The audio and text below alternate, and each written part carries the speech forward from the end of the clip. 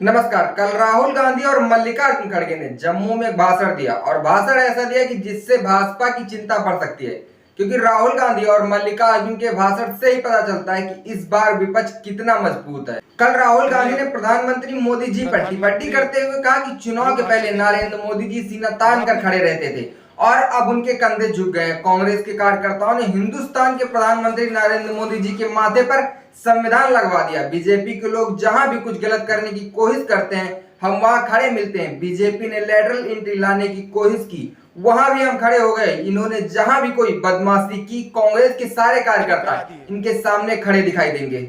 ये अगर कोई गलत बिल लाने की कोशिश करेंगे तो हम उसे रद्द करवा देंगे। राहुल गांधी ने यह भी कहा कि जम्मू कश्मीर की एक संस्कृति है और इतिहास है, ये मां वैष्णो देवी की धरती है। कांग्रेस पार्टी चाहती है कि देश में सभी सांस्कृतिक इतिहास की रक्षा हो और आपकी सरकार में आपकी आवाज हो। बीजेपी पूरे देश को नागपुर से चलाना चाहती है, जबकि कांग्रेस की सोच की डिसेंट्रलाइज करने की है। हम चाहते हैं कि पंचायती राज हो, विधानसभा लोकसभा में आपकी आवाज पहुंचे, इसलिए हम स्टेटहुड चाहते हैं। वहीं दूसरी ओर मल्लिकार्जुन खड़गे ने भी दावा करते हुए कहा कि आने वाला विधानसभा चुनाव बहुत ही ज्यादा महत्वपूर्ण है, क्योंकि ये आपके अस्तित्व का चुनाव है। अगर इन चुनाव में जीते तो आप स्टेटहुड पाएंगे, काउंसलिंग फिर से वापस आएगा और जिला पंचायत नगर पालिका के चुनाव होंगे। अगर इन चुनाव में जीते तो मोदी अपनी तानाशाही नहीं चला पाएंगे। नरेंद्र मोदी खुद को चाय वाला बताते हैं, लेकिन कभी चाय बेचने वाला आदमी ये भूल गया कि इस देश में गरीब भी रहते हैं जिन्हें एक समय का खाना तक नहीं मिलता।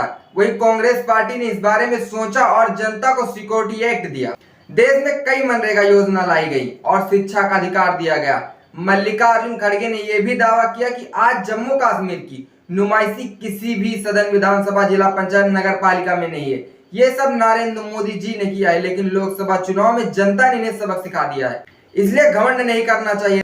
राजीव गांधी के समय हमारी 400 से ज्यादा सीट थी, लेकिन उन्होंने कभी घमंड नहीं किया, वे सभी को सम्मान देते थे। बीजेपी आज दलित वर्ग के बच्चों को तबाह और तंग कर रही है।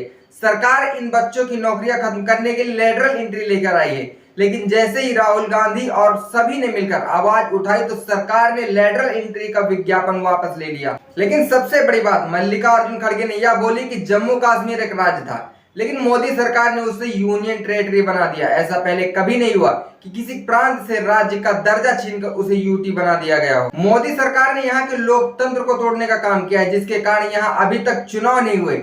लेकिन जब सुप्रीम कोर्ट ने निर्देश दिया तब जाकर यहाँ चुनाव की घोषणा की गई।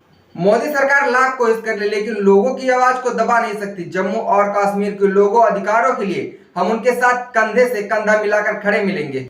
धारा 370 हटने के बाद जम्मू में चुनाव हो रहे हैं, लेकिन अगर भारतीय जनता पार्टी जम्मू कश्मीर में चुनाव हार गई तो भारतीय जनता पार्टी के लिए इससे बड़ी कोई शर्म की बात नहीं होगी।